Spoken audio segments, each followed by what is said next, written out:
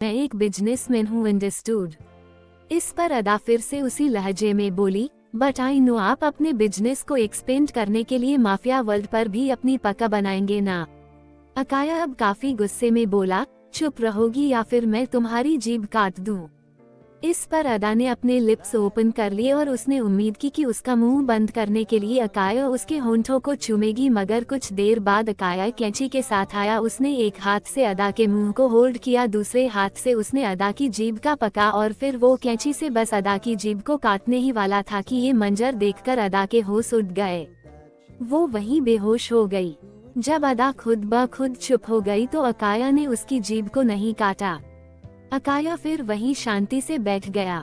उसने एक सिगरेट जलाई। जब वो अपने चेयर पर सर पीछे करके बैठा तो उसे कुछ दृश्य याद आने लगे।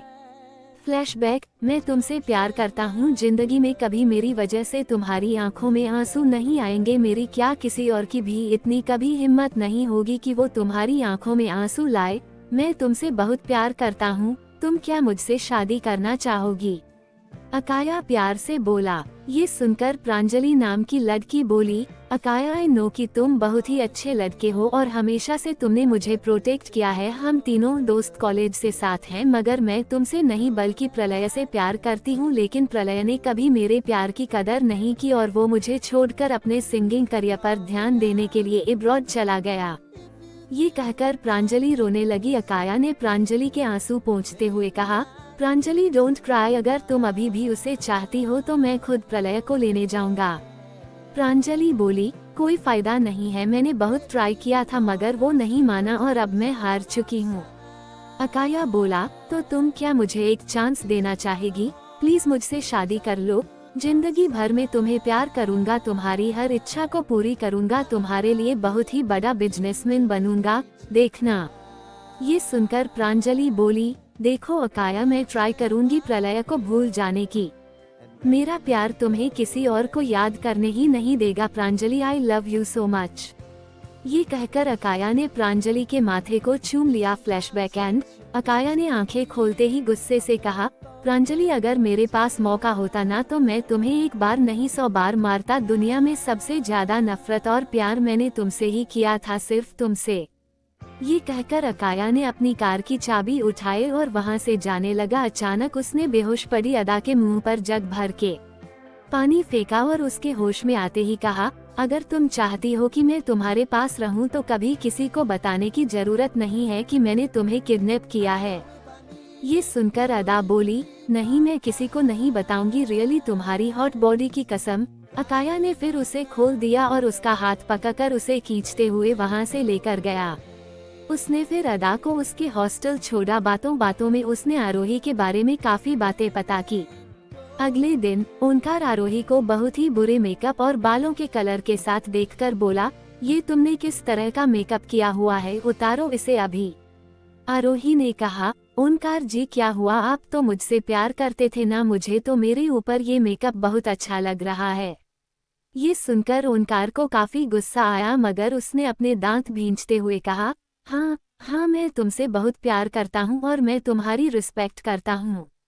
ये कहकर वो वहां से चला गया। जाते हुए उसने कहा, मगर हाँ, मंडप में घूंघट डाल लेना हमारे यहाँ रिवाज है। आरोही जानती थी कि वो गलत कर रही है, ये कानून के खिलाफ है, मगर वो खुद को उस डेविल से बचना चाहती थी। उसने अपना हुलिया बदला। ओंकार को तो बस इस बात से मतलब था कि कब आरोही जैसी एक कमसिन कली उसके बिस्तर पर आए, इसीलिए उसने शादी में कोई संगीत हल्दी का प्रोग्राम नहीं करवाया। अपनी कुछ नौकरानियों से कहा कि वो आरोही को दूध, चंदन और गुलाब जल से नहलाए ताकि उसका बदन महके और वो उसकी खुशबू में मदहोश हो सके। नौकरानियों ने आरोही से कहा, मालकिन इससे नहाना बहुत जरूरी है, वैसे भी सिर्फ ये एक दिन के लिए है। आरोही बोली, ठीक है, लेकिन ध्यान रहे आप इस दूध को कुत्तों को पिला देना। जी मालकिन। फिर आरोही ने सिर्फ एक बाल्टी भर दूध को बाथरूम में खुद रख लिया और सिर्फ अपने मुंह पर थोड़ा सा दूध डाला और बाकी के सारे दूध को वैसे ही रखकर उसने पानी से नहा लिया। बाहर आकर उसने मेकअप किया। मंडप में जाते हुए आरोही ने घूंघट किया। जब ओंकार शेरवानी पहनकर आया तो उसका मोटा पेट शेरवानी से बाहर आने को था। उसके चेहरे पर एक गंदी सी मुस्कान थी। पंडित जी से ओंकार ने कहा, पंडित जल्दी से मंत्र पढ़ दीजिए, मैं अपनी बीवी के साथ सुहागरात मनाने का इंतजार नहीं कर सकता। ओंकार की गंदी नीयत को देखकर पंडित जी को काफी ज्यादा गुस्सा आया, लेकिन वो कुछ नहीं कह सके। उन्होंने मंत्रों का उच्चारण किया। जब ओंकार आरोही को मंगलसूत्र पहनाने वाला था, तभी एक नौकरानी दौड़ते हुए आए और हौंफते हुए बोली, मालिक बाहर पुलिस आई है। ये सुनकर ओंकार घबरा गया और वो अपनी जगह से खड़ा हो गया। ओंकार के पापा ने कहा, पुलिस वालों को बाहर ही रोको, उन्हें पता चला कि यहाँ पर एक नाबालिग की शादी हो रही है तो हमारी काफी बदनामी होगी। नौकर भागकर पुलिस वालों को रोकने गए, मगर पुलिस वाले नहीं रुके। वो अंदर आए और उन्होंने कहा, यहाँ पर किसी नाबालिग की शादी हो रही है, इसलिए अब यहाँ कोई शादी नहीं होगी।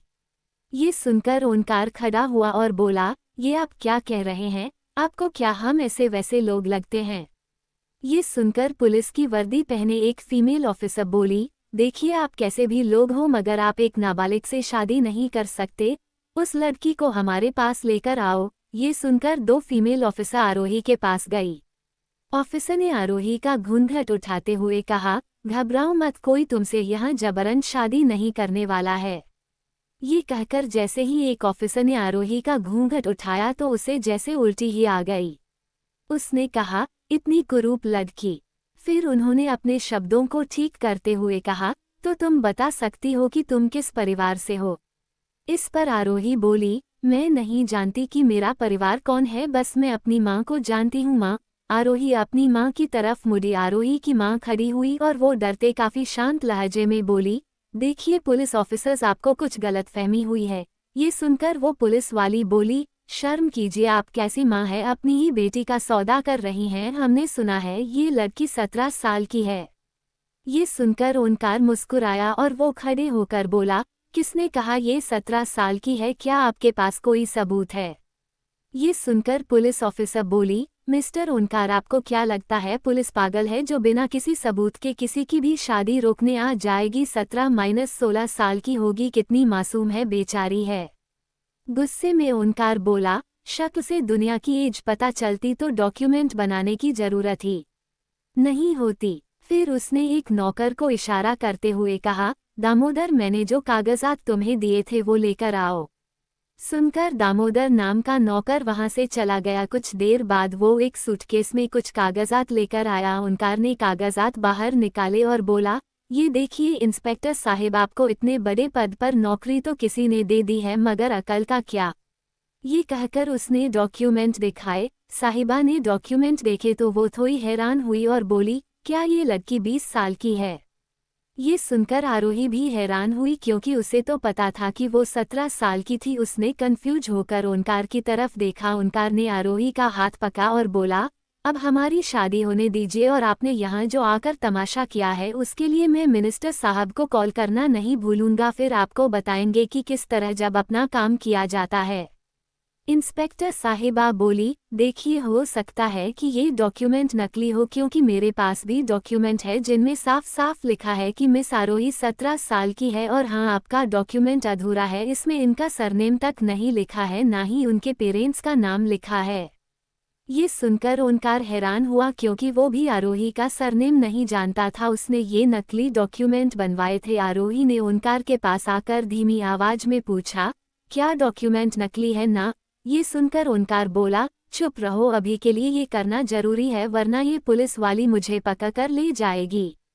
इंस्पेक्टर साहिबा टेढ़ा मुस्कुराए और बोली, जवाब दीजिए मिस्टर दीवान, कहाँ से बनवाए हैं आपने ये नकली डॉक्यूमेंट? तभी आरोही की मां अपराजिता बोली, इंस्पेक्टर साहिबा, आपके पास जो डॉक्यूमेंट है उन्हें मैं देखना चाहूंगी।